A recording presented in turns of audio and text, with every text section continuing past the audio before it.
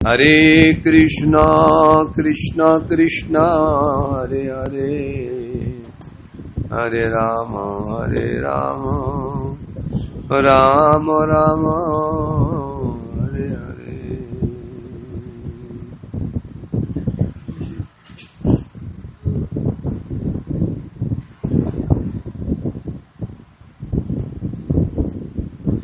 श्री श्रीमद् भागवतम तृतीय स्कंद पंचविंशो अध्याय और श्लोक नंबर चल रहा है हमारा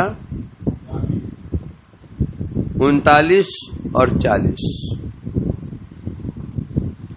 इमं लोकम तथा इमं अमुम आत्मानुवायनम आत्मानमनुच ये चेह ये राय पशवो गृहा विशिज्य सर्वानन्यान् समामे विश्वतो मुखम् भजन्त्यनन्या भक्त्या तान् मृत्यु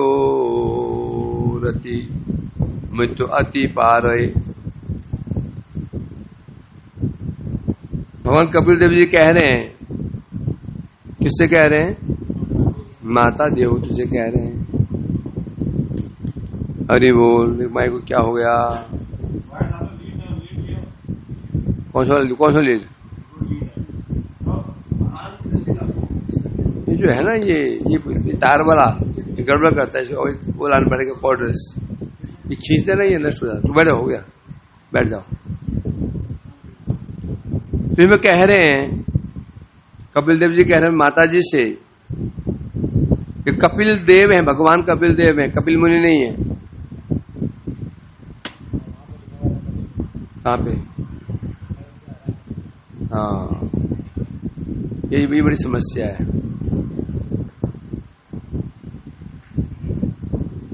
जो भागवत में जिनका नाम है कपिल देवहूति संवाद में, ये कपिल मुनि नहीं है, भगवान कपिल देव हैं।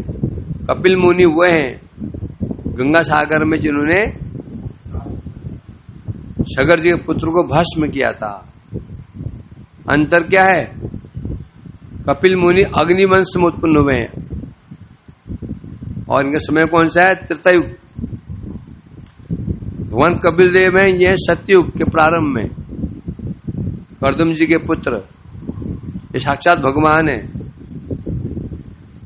अंतर क्या है? इन्होंने भक्ति की शिक्षा प्रदान की है, उन्होंने ज्ञान की शिक्षा प्रदान की।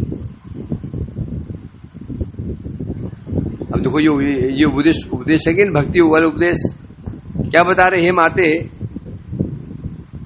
जहरा यह लोक परलोक तदुभय लोकगामी सुपाधिक देह ये देहालंबी कल्पपुत्र आदि। अर्थात जो व्यक्ति इस लोक को इमम लोकम तथा यह लोक, और यह लोक कहने से यह संसार, परलोक कहने से स्वर्ग आदि लोक, और तदुभय लोकगामी, और वो जिनसे वो दो लोग प्राप्त होते हैं। क्या?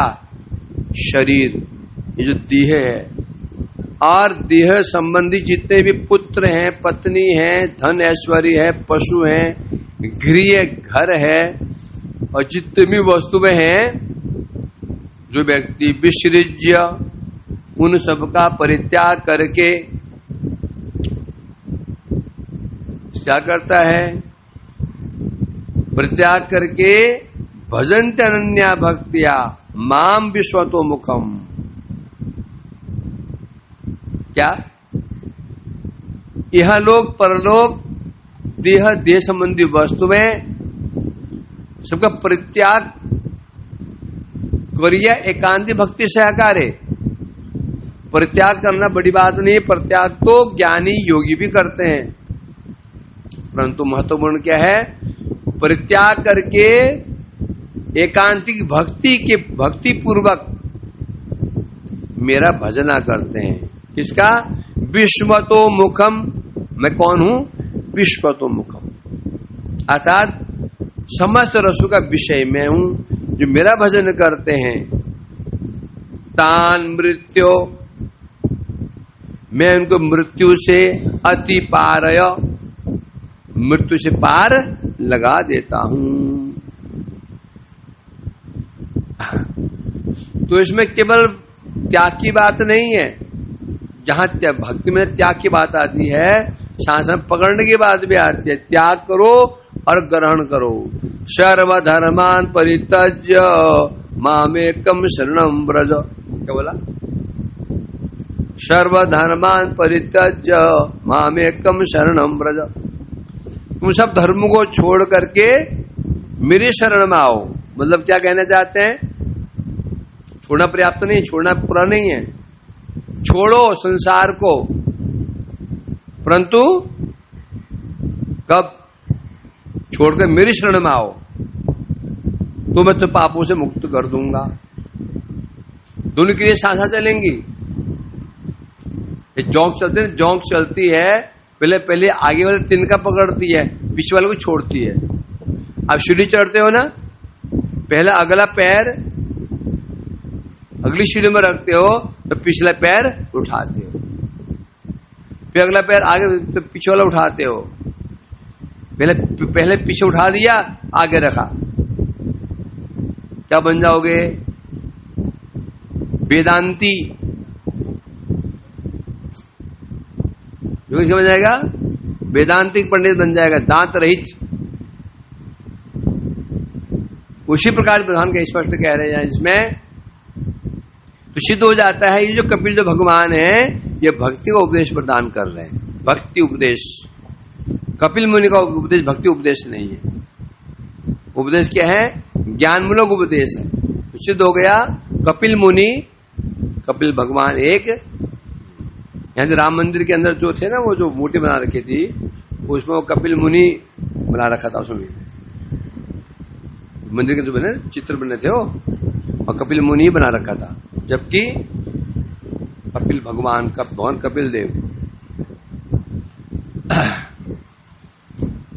ये विचार है संप्रदाय का, ये विशेषता होती है। जब हम इस शुद्ध संप्रदाय में आते हैं ना, तो छोटी छोटी बातें भी समझ में आती हैं। कहाँ अंतर समझ में आ जाता है, छोटी बात को पकड़ लेते हैं। यदि संप्रदाय में नहीं आएंगे,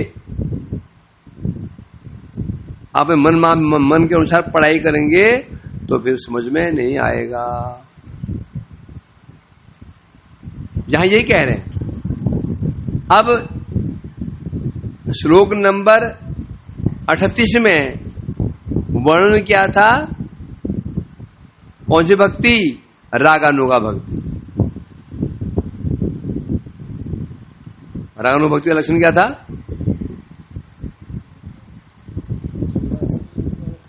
जो मुझे अपना पुत्र मानता है, अपना मित्र मानता है, अपना गुरु मानता है, अपना उपदेष्टा मानता है। कहा था ना, कौन सी भक्ति है ये?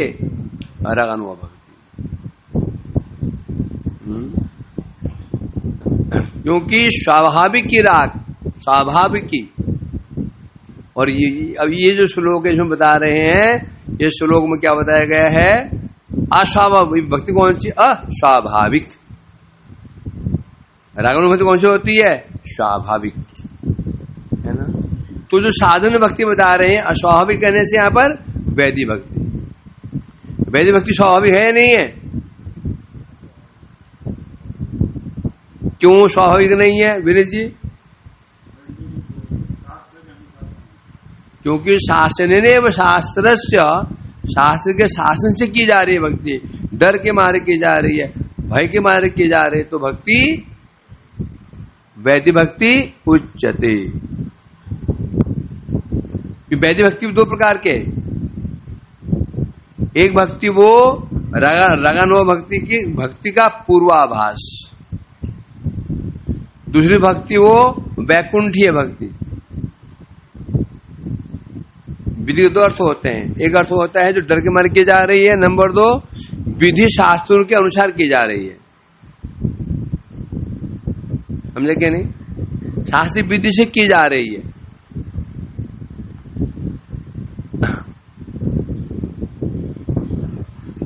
तो यह तो यहां ही बताया जा रहा है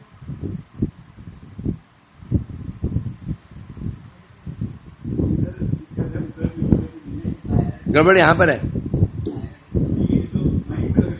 ये ना गड़बड़ यहाँ पर है, ये पूंछ इसकी ना, ये पूंछ खींच खींच के नाश मार दिया इसको माइक का। हाँ हरि बोल, खींचते ना ऐसे निकालते हैं खींच करके, हो जाता है, फंस जा रहा है, चक्कर ही है। कोई बात नहीं, बैठ जाओगे। तो टीका पढ़ते हैं, टीका में क्या लिख रहे हैं देखते हैं। अस्वाभाविक की साधन भक्ति उदाहरण। अब यहां पर जो भक्ति अस्वाभाविक भक्ति है उसका उदाहरण दिया जा रहा है। क्या यार क्या कहता है, हरि बोल हरि बोल, ठीक है। इमम, इमम मने यह, हम देख रहे हैं पास में जो पास में होती है इमम कहते हैं, यह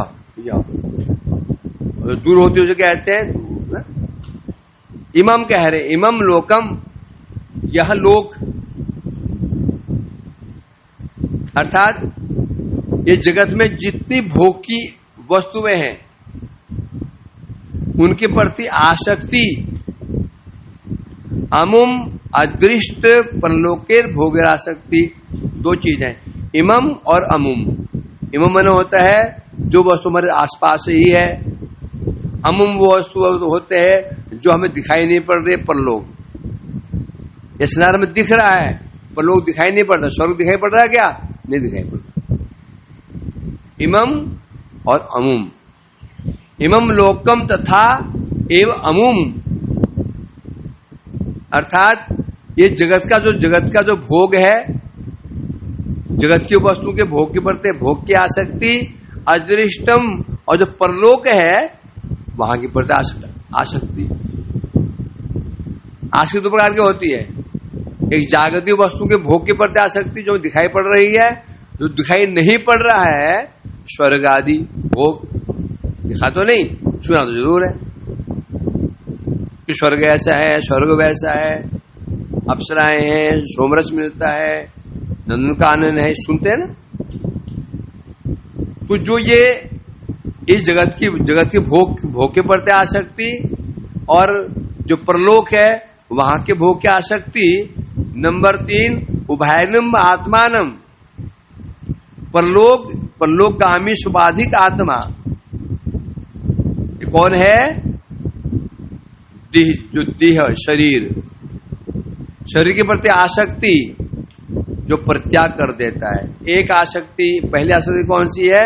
स्वर्ग आदि लोक के प्रति, द्वितीय आसक्ति जागतिक भोग के प्रति, तीसरी आसक्ति शरीर के प्रति, है ना, जो इनको परित्याग कर देता है। अब यहां बता रहे हैं एखाने जेमन भोगादिर आसक्ति ते भोगादि प्रश्न बुझ जाए। यदि किसी की आसक्ति भोग में है तो क्या मानना पड़ेगा? ये भोग की प्रशंसा है, कि रसगुल्ला बहुत प्रिय है, आसक्ति है उसके प्रति, तो ये किसका लक्षण है? ये प्रशंसा का लक्षण है ना। सही से आसक्ति त्याग। अब यदि किसी की आसक्ति रसगुल्ले के प्रति नहीं है, आसक्ति उसे त्याग दिया, एक चीज का लक्षण है निंदा। जिसके प्रति हम आसक्त हो जाते हैं ये लक्षण है प्रशंसा का, त्याग कर देने लक्षण है निंदा का। केवल गाली गलौज करना पर्याप्त नहीं है। संसार में यदि हमारे किसी से प्रीति खत्म हो जाती है तो आसक्त तो ये निंदा का ही परिचय है। जब भागवत में कहा गया, उद्धव को भगवान स्वयं कह रहे हैं, जात श्रद्ध मत कर्मसु मत कसासु निर्विन्न सर्व कर्मसु वेद दुखात्म कान कामान प्रत्यागप्यनेश्वर तो भजेत पाम प्रीत सदालु दीर निश्चय जुष्माना स्थान कामान दुखोदर कान सगरयन। सारा खेल किसका है? आसक्ति का। आसक्ति प्रशंसा, आसक्ति में प्रशंसा छिपी हुई है, अनासक्ति में निंदा घृणा छिपी हुई है। नहीं, रसगुल्ला नहीं चाहिए, क्या छिपा है इसमें? निंदा। लाओ, ये क्या इसमें? प्रशंसा। प्रशंसा और निंदा, दो चीज देखी जाती है। जो हमारे प्रिय वस्तु है उसकी हम प्रशंसा करते हैं, जो हमारे विपरीत हो उसका हम निंदा करते हैं। अब यहां कह रहे हैं उद्धव ने भगवान से पूछा, हे प्रभु बताइए, संसार में व्यक्ति केवल भोगों को छोड़ना चाहता है, छोड़ नहीं पाता है। उसका उदाहरण कौन है? हम स्वयं इसके उदाहरण हैं। घर बार छोड़ के आए हैं, भजन करने के लिए आए हैं ना, चाहते भी हैं। जिन्हें भक्ति विरुद्ध चीजें छोड़ दें, अनुकूल संकल्प प्रातुकूल विवर्जनम करना चाहिए। छवि है, ऐसा नहीं है, परंतु होता क्या है, नहीं कर पाते हैं। तो छोड़ते भी हैं तो फिर दोबारा पकड़ लेते हैं उसको। तो क्या करना चाहिए? तब भगवान बता रहे हैं उपाय। क्या? जात श्रद्धा मत कथासु, जिसकी मेरी कथाओं में श्रद्धा उत्पन्न हो गई है। अब हमारी विषयों में आसक्ति है या नहीं है, इसका लक्षण क्या है? जात श्रद्धा मत कथासु, जिसकी मेरे कथाओं में श्रद्धा उत्पन्न हो गई है, निर्विण्ण सर्व कर्मसु। जब तक हमारी कथाओं में श्रद्धा नहीं होगी किसी की, तब कर्म से उसकी विरक्ति, कर्म कहने से भोगों से उसकी विरक्ति नहीं हो सकती। फिर आप बोलोगे, कई बार देखा जाता है कोई श्रोता इतना आसक्त होता है, जहां कथा होती है पाँव करके भागता है इधर, बुक लेकर के डायरियां भर दी हैं। ये आसक्ति नहीं है, हमें श्रद्धा नहीं है। कई लोग ऐसे होते हैं, बड़ी जिज्ञासु होते हैं, जो कथा बहुत ध्यान सुनते हैं, कहीं कथा हो रही है वहीं पूछ जाते हैं। जो श्रद्धा नहीं है, वो दिखा जा रहा है करने के, श्रद्धा होने के पश्चात भी भोगों में उसकी परमाशक्ति बनी हुई है। तो कैसे हो सकता है ये? जात सत्य मत कथासु निर्विण्ण सर्व कर्मसु। बात तो है। तावत कर्माणि कुर्वीत निर्विदित बता, होना चाहिए था, ऐसे क्यों नहीं हुआ? तो इसका मतलब ये हुआ, मतलब क्या हुआ? मतलब ये हुआ कथाओं में श्रद्धा नहीं। तो शाम को आया था ना क्या, जो कथाओं को एक बार सकृत, एक बार भी कर्णपुटेन पिबंती, एक बार कानों से सुन लेता है, सुनने मात्र से ही क्या होता है? चित्त उसका, तो हो जा दादा रमण जी पीछे को बैठे हैं, चित्त हरण हो जाता है। सनातन ने पूछा मेरे को, हम तो रोज सुनते हैं, चित्त हरण क्यों नहीं हो रहा है? अब उत्तर प्रैक्टिकल चाहिए। वहीं पॉलिथीन पड़ा था, मेरे को वो पॉलिथीन उठाओ, तो उठा के ले आया, उत्तर मिल गया। क्या क्या उत्तर मिलेगा? श्रवण तुमने सुना नहीं सुना, क्या लक्षण, तुम पॉलिथीन ले आए। सुनेंगे, सुना उसे कहते हैं जो प्रैक्टिकल किया जाए। यदि प्रैक्टिकल नहीं कर रहे हैं, उस पर सुना कहां हुआ? सुन रहे हैं हम, जैसे कहा गया वैसे करें तो सुना बोलेंगे ना। वास्तव में जैसे कथाओं बोला गया वैसे हम करेंगे तो अवश्यमेव चित्त हरण होता है। यदि श्रवण नहीं करेंगे, वैसे आचरण नहीं करेंगे, फिर सुनना नहीं कहेंगे उसको। तो यहां कह रहे हैं कथाओं में खूब रुचि देखी जा रही है, परंतु भोगों में आसक्ति भी कम नहीं हो रही है। इसका मतलब वो जो कथाओं में श्रद्धा दिखी जा रही है, वो श्रद्धा कथाओं के लिए, और श्रद्धा कथाओं के लिए नहीं है। वो श्रद्धा किसके लिए है? कनक, कामिनी, प्रतिष्ठा, इनके लिए श्रद्धा है। मीन्स कथा सुन रहा है, ध्यान से सुन रहा है, तत्व लिख रहा है, पॉइंट नोट आउट कर रहा है। उद्देश्य क्या है? आगे भी इसके द्वारा ही मैं प्रतिष्ठा कमाऊंगा, धन कमाऊंगा, तो ऐसा नहीं होगा। जात श्रद्ध मत कथासु निर्विन्न शर कर्मसु, ये सीधी सी बात है।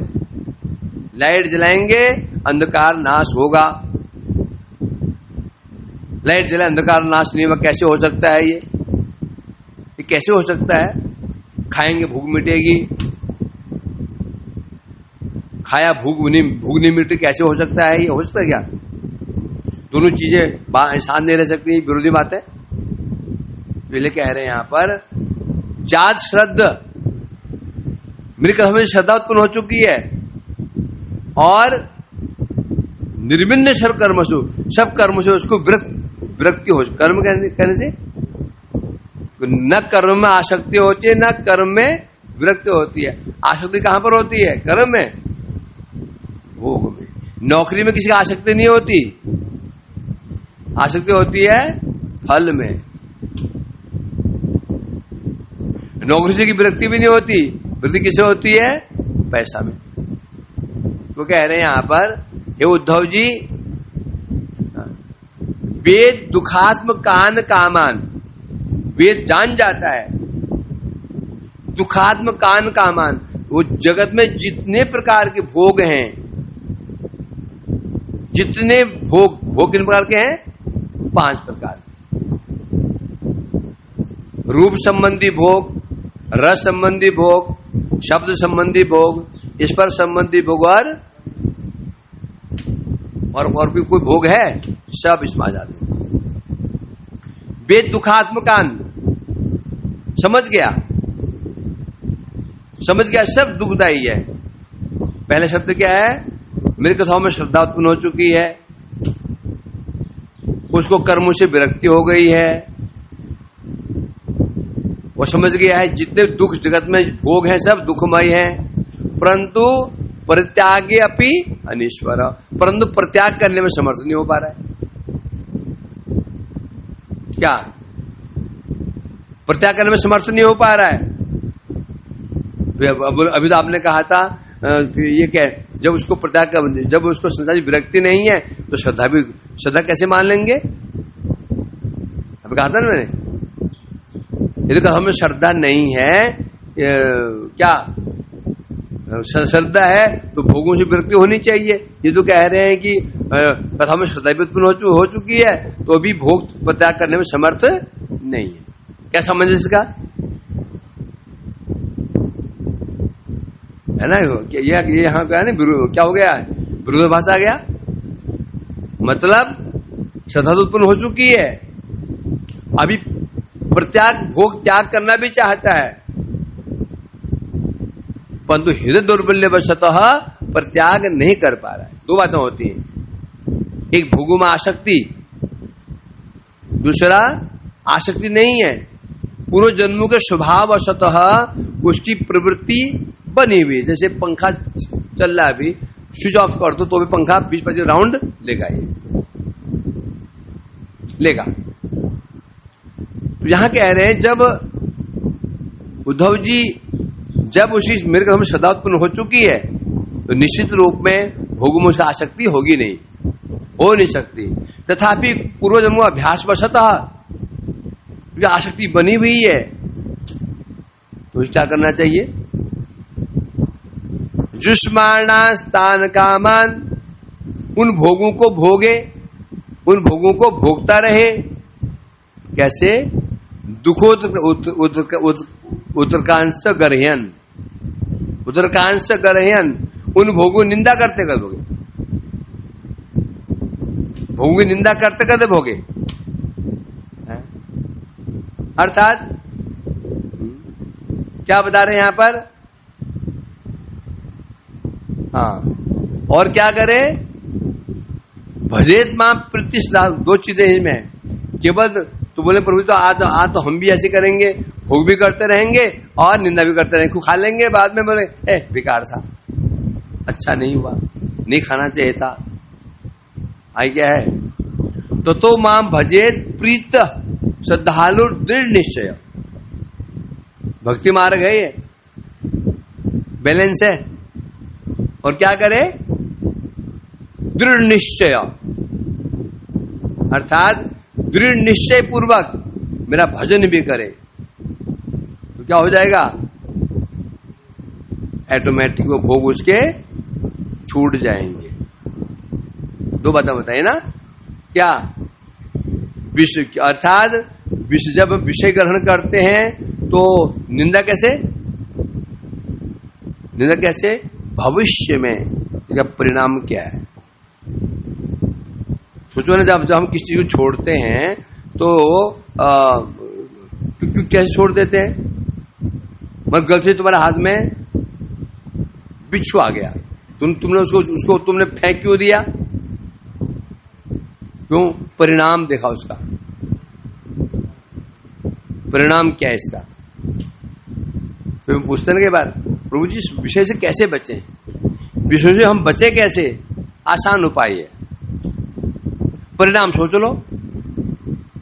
परिणाम क्या है?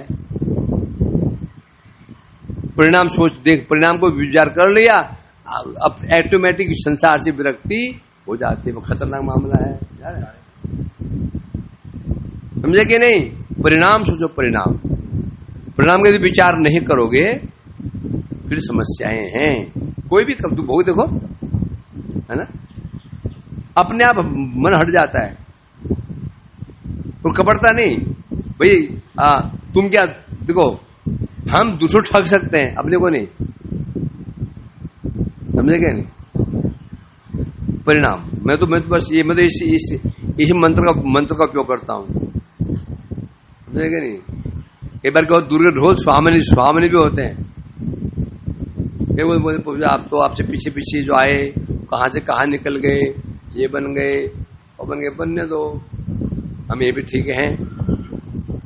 क्योंकि मैं ये भी देखता हूं ना, उनके जो फिर जो समस्याएं हैं और समस्या में हम देखते हैं समस्या क्या हो रही है।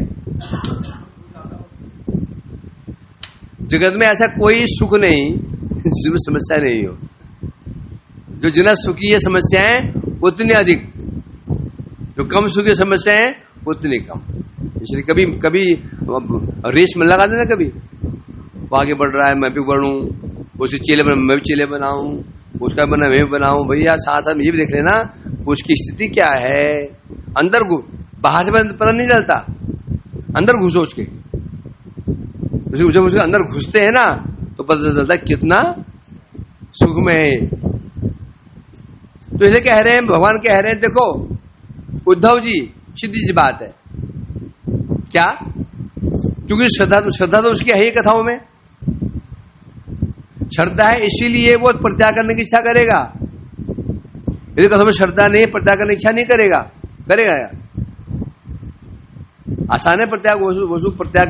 एक होता है प्रत्याग क्या करना, दूसरा होता है प्रत्याग नहीं करना, तो इच्छा होना। ये जो प्रत्याग कर दिया तो बहुत वो तो 100% परफेक्ट है। जो प्रत्याग करना चाहता है कर नहीं पा रहा है, ये क्या है? तीसरा है प्रत्याग करना ही नहीं चाहता है। 3 कैटेगरी है। पहले है वो प्रत्याग करना ही नहीं चाहता, तो निश्चित रूप में कथाओं में रुचि होगी नहीं, क्योंकि कथा सुनेगा क्या होगा? उसको कष्ट होगा सुन करके। कथाओं में क्या कहा गया? छोड़ो, ये छोड़ो, उसको बुरा लग गया, कथा सुनेगा नहीं।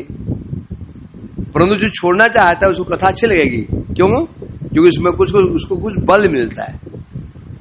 तो इसलिए कह रहे हैं यहां पर, फिर वो श्रद्धालु व्यक्ति दृढ़ निश्चय होकर के प्रीतिपूर्वक मेरा भजन करता है। कैसे भजन करता है? आत्मानम अनु, अर्थात आत्मा को लक्ष्य करके। आत्मा कहने से पर क्या? मुझे लक्ष्य करके। तात्पर्य क्या है? अर्थात समस्त पुत्र पत्नी आदि व्यावहारिक धन आदि है, सब कुछ को परित्याग करके, सब परित्याग कर देता है। भजंती मां विश्वतोमुखम, विश्वतोमुखम मीन्स सर्वव्यापी आमा के, जहां जति के जायते सन शब्द कौन है? विश्व तो मुखम, अर्थात जहां जाता है, जहां देखता है मुझे ही देखता है, जहां देखता है वो मेरे को ही देखता है, जिस वस्तु को देखता है मुझे देखता है ना? तो ऐसा विचार करके अनन्य भक्ति के द्वारा विदा भजन करता है। अब यह शब्द क्या है? ये सर्वव्यापी आमी ताहरा जेति के जायते चैन शिखाने अतः हाजिर अभिमुखी आमी अवस्थित। उसकी अवस्था हो जाती है जहां जहां जहां नेत्र पड़े इष्ट देवेर स्फूर्ति। बहुत ऊपर की बात है, हमें हमारे नहीं हो पाएगा ऐसा, परंतु अवस्था ऐसे आएगी। जो व्यक्ति भक्त होते हैं सर्वत्र उनको भगवान की स्फूर्ति होती है, कोई वस्तु देखेंगे उसमें स्फूर्ति। इसलिए कह रहे हैं यहां पर, अब यहां प्रश्न उठा क्या? अनन्या भक्तिया शब्द क्या है? अनन्या, अर्थात जो भक्ति अनन्या है, अर्थात समस्त देवताओं की भक्ति को प्रत्याग करके ज्ञान कर्मादि शून्य भक्ति, अर्थात एकांत में निष्काम भक्ति, केवल भक्ति ही जहां पर कामना है। क्या मिल जाए? भक्ति क्यों करे भैया? भक्ति मिल जाए, इसे कहते हैं भक्ति काम। अकाम मोक्ष काम, अकाम सर्व काम मोक्ष काम। अकाम में होता है केवल भक्ति कामना है, और सर्व काम सब कामनाएं हैं, मोक्ष काम मुक्ति काम है। तीन कामना है ना।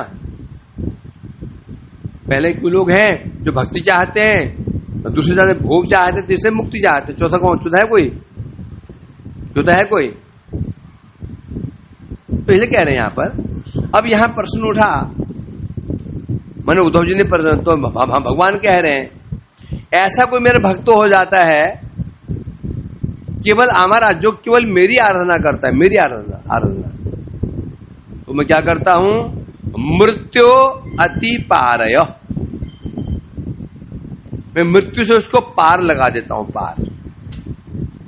बस यहां विशेष बात क्या है? क्या बता रहे हैं यहां पर? उसको पार नहीं होना पड़ता। ज्ञानी को मुक्ति स्वयं प्राप्त करनी पड़ती है,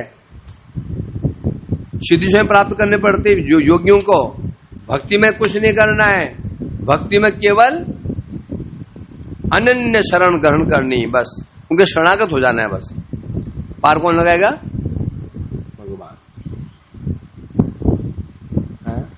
तो यहाँ कह, मैं स्वयं संसार सागर से उसको पार कर, अर्थात मृत्यु कहने से जन्म मरण रूप संसार सिंधु, संसार के दो स्वरूप हैं, एक जन्म और मरण। संसार मतलब उसके दो पासे है, हाथ है ना, दो पासे है ना, दोनों मिलकर के हाथ होता है। उस संसार का दो पासे कौन सा है? जन्म और मरण, दोनों संसार है। अर्थात मैं उसको जन्म मरण से उसको उद्धार कर देता हूं। केवल भक्ति अभिलाषत्व है संसार पार होने वाली इच्छा ना कर ले। यद्यपि जो मेरे भक्त होते हैं ना, उनकी केवल एक कामना होती है।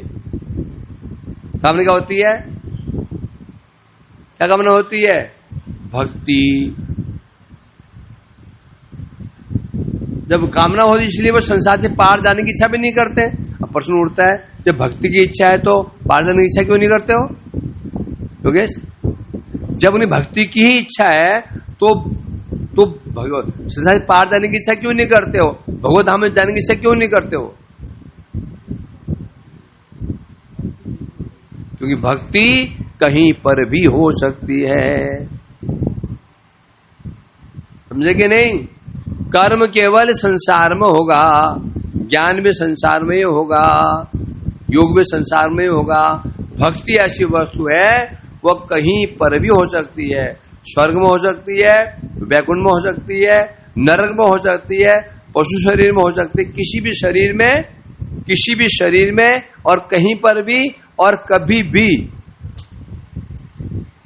क्या? किसी भी शरीर में, कहीं पर भी, कभी भी और किसी भी अवस्था में हो सकती है भक्ति की विशेषता। अब मेरा प्रश्न ये है, भक्ति के लिए ऐसे विचार क्यों है? भक्ति कभी भी कहीं भी क्यों हो जाती है?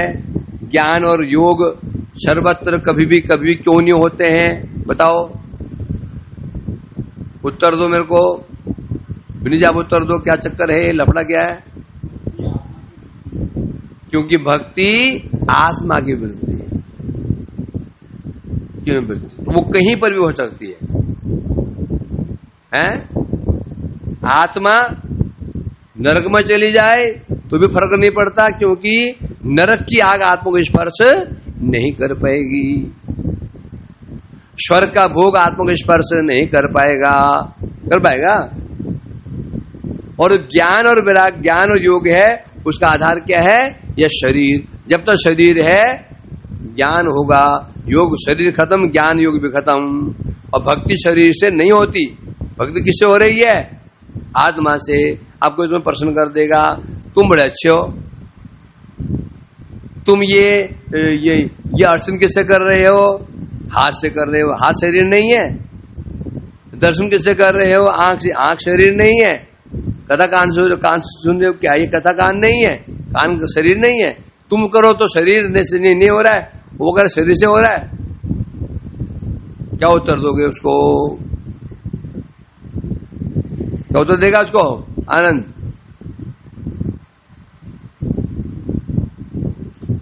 जो भक्ति वास्तव में जो भक्ति कानों से हो रही है, आंख से हो रही है, वो भी शुद्ध भक्ति नहीं है। वो भक्ति भी शुद्ध भक्ति तो वो भी नहीं है। समझा क्या? नहीं, वो साधन भक्ति है। वो साधन भक्ति है। परंतु जो भाव भक्ति जब पहुंच जाता है, उस समय क्या प्रमाण है? व्यक्ति बहरा है, कथा सुन रहा है। अंधा है, दर्शन कर रहा है। कौन थे अंध? कौन थे? सूरदास जी, बिलो मंगल ठाकुर जी। उनकी आंखें तो थी नहीं, तो दर्शन कैसे हो रहा था? चंद्र सरोवर पैठा पर एक घटना घटी थी। जो पुजारी थे, पुजारी विचार करने लगे के बाद, ये सूरदास जी रोज शाम को आते हैं, आकर के जैसे जैसे जैसे ड्रेसिंग की होते ना, वैसे वर्णन करते हैं। विचार की ऐसे कि ढोंग करते हो, कहीं दिखाई पड़ता हो, हमें बेवकूफ बनाते हो। इन्हें पुजारी ठाकुर जी नंगा ही छोड़ दिया। क्या कर? शाम को सुधार जी पहुंचे।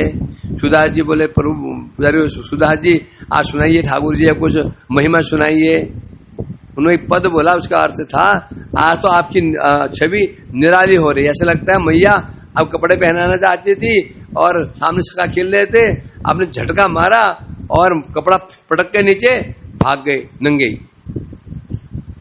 पुजारी के पैरों में जमीन खिसक गई। अरे तो सर्वनाश हो गया, अपराध हो गया, संशय आ गया, तो सिद्ध हो गया। कई बार ऐसे केस आता है। हमें श्री महाराज जी हिंदुजा हॉस्पिटल में, दिल्ली बॉम्बे हिंदुजा में, उनका हार्ट सर्जरी हो रही थी। हार्ट की सर्जरी, ऑपरेशन हार्ट का। तो ऑपरेशन थिएटर में पड़े हुए, ऑपरेशन बेड पे बेहोश है। अगर मुख से शुरू हो गया, हरे कृष्णा कृष्णा कृष्णा हरे हरे हरे राम शुरू हो गया। हड़कम बच गया। ऑपरेशन चल रहा है, और तब तो लेजर तो होता नहीं, तब तो चेड़ाफाड़ी होती है ना। तो हम हाहाकार में ये क्या हो गया, पेशेंट को होश आ गया, चेक किया गया, कोई सेंस ही नहीं, पूरी तरह से क्या है, सेंसलेस, बेहोश है। क्या सिद्ध हुआ? तो कीर्तन जो होता है वो मुख से नहीं होता, वो आत्मा से होता। आत्मा कभी सोती है नहीं। इसे रात के 12 बजे भी हैं सोते भगवान के भक्त नाम करते हैं। पहले कह रहे हैं यहाँ पर। हाँ, तो ये बात आ रही है यहाँ पर। तो भक्ति सर्वत्र क्यों हो सकती है? भक्ति आत्मा का धर्म है और आत्मा नित्य है। आत्मा की क्रिया नित्य है और ज्ञान कर्म का आधार शरीर है, जो कि अनित्य नाशवान है ना। इसलिए कह रहे हैं यहाँ पर। तो भक्त, इसलिए भक्ति का उसकी अभिलाषा क्या अभिलाषा होती है? तो भक्ति रहो भक्ति विनोद। पशु पक्षी हो ये था कि स्वर्ग बनी रहे, तब भक्ति रहो भक्ति विनोद। ये नहीं कह रहे मुक्ति तो नहीं चाह रहे हैं, ये भी नहीं कह रहे प्रभु मुझे अपने बैकुंठ लेके चले जाओ, धाम लेके चले जाओ। कहा उन्होंने? नहीं कहा ना। मुक्ति नहीं चाहिए तो कहा मुक्ति तो चाहिए, मांगी ही नहीं है। ये भी नहीं कहा मुझे अपने धाम लेके चले जाओ। तो क्या मांग रहे हैं? भक्ति मांग। तो इच्छा ना करने पर भी मैं क्या करता हूं, वो तो कह रहा है मुझे वो भक्ति विनोद जी कह रहे हैं मैं निरोए नरक चला जाऊं, पशु पक्षी बन जाऊं। क्या तो भवन बनाएंगे, पशु पक्षी बनाएंगे उसको, भवन पशु पक्षी बना देंगे। इच्छा ना रहने पर भी भवन क्या करेंगे? मैं क्या करता हूं उनको है, जैसे जरयत्यासु या कोशम, याद है श्लोक पीछे गया क्या? जिश्रानल क्या था? क्या प्रसंग था योगेश? क्या प्रसंग था ये? जरत्यासु जिश्रानलम,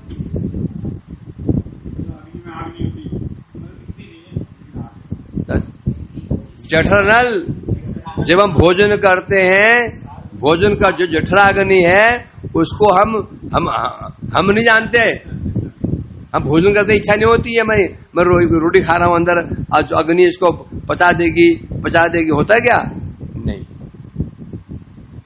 खाते ही जठराग्नि अपना काम शुरू कर देती है, जो सार अंश को तो रख देती है, असार को जला देती है।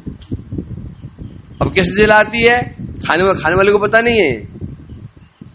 वही भगवान कह रहे हैं कि मैं भी, मेरा भक्त ना तो मुक्ति चाहता है, मत धाम भी नहीं चाहता, तथापि मैं क्या करता हूं? संसार से तो पार करता हूं उसको, उनका चरण सेवा में प्रदान कर देता हूं, है ना। अर्थात मेरी भक्ति मद विषय भक्ति भक्तेर लिंग देह विनाश को। अब जो प्रश्न उठता है, जो भक्त का जो सूक्ष्म देह छूटता है, लिंग देह छूटता है, केवल उसका कारण क्या है? भगवान नहीं, भगवान की भक्ति। कौन करता है ये? भगवान की भक्ति करती है। कितानु यात्रा विद्या भक्ति भी अनुत्तमाम निधत्यासु दावा जल पन्न गेम।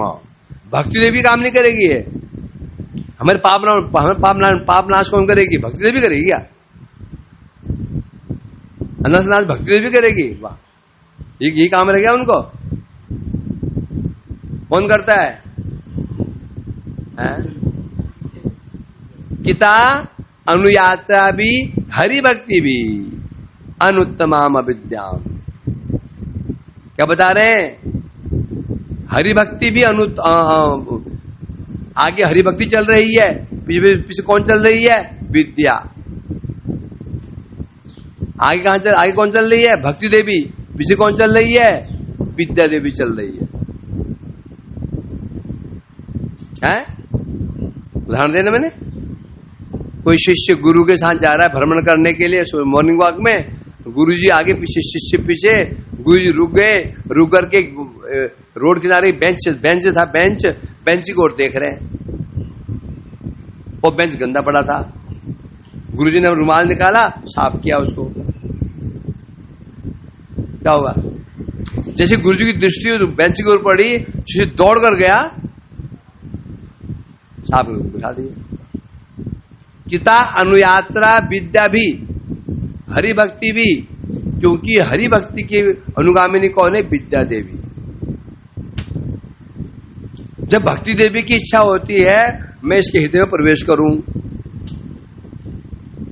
अब वहां गंदगी पड़ी हुई है, अनर्थ भरे हुए हैं, पाप भरे हुए हैं, क्लेश भरे हुए हैं। अब इस गंदे हृदय में भक्ति देवी कैसे बैठ सकती है? उसमें जो विद्या देवी है वो क्या करती है? उसके हृदय में जो काली में है, उसका नाश कर देती है। भक्ति नहीं करती है, भक्ति भक्ति भक्ति क्या करेगी? भक्ति तो वहां प्रेम को प्रकाशित करती है। ये काम भक्ति का नहीं है। झाड़ू पोछा लगाना, झाड़ू पोछा कौन करता है? विद्या देवी करती है। जो कह रहे हैं जो मेरी भक्ति है उसका आनुषंगिक फल है। क्या फल है? मृत्यु से पार, संसार से पार हो जाना, ये मेरी भक्ति का आनुषंगिक फल है। असली फल क्या है? प्रेम देना। जैसे हम आग जलाते हैं रोटी बनाने के लिए, आनुषंगिक फल है अंधकार दूर हो जाना और प्रकाश आ जाना, ठंड दूर भाग जाना। इस प्रकार से भगवान यहाँ पर भक्ति की महिमा बता रहे हैं। अपनी माता जी को सिद्ध हुआ ना, देखो कैसे उपदेश दे रहे भगवान कपिल देव जी। जो मूर्ख वही बोलेगी कपिल देव सांख्य ज्ञान का उपदेश दिया है। सांख्य योग वो भक्ति विरोधी है। वो जो 6 दर्शन है ना, सांख्य दर्शन भक्ति विरोधी है। और कैसी भक्ति बातें चल रही हैं संख्या अनुसार, तत्वों की संख्या। वांछा कल्पतरुभ्यश्च कृपा।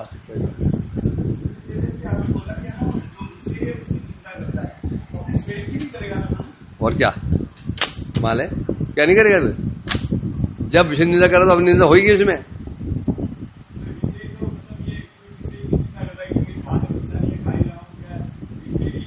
जब चीज को ग्रहण कर रहा हूं, जब वही निंदित है, तो खाने वाला क्या हुआ? वो क्या हुआ? अभी करेगा ना, मूल में अपनी करेगा, उसी क्या करेगा।